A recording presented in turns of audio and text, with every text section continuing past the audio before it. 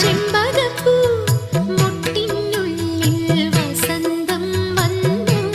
കനവിനീളം കൊമ്പിൽ ചന്ദനക്കിളിയടക്കം ചൊല്ലി ചെമ്പകപ്പൂ മൊട്ടിനുള്ളിൽ വസന്തം വന്നു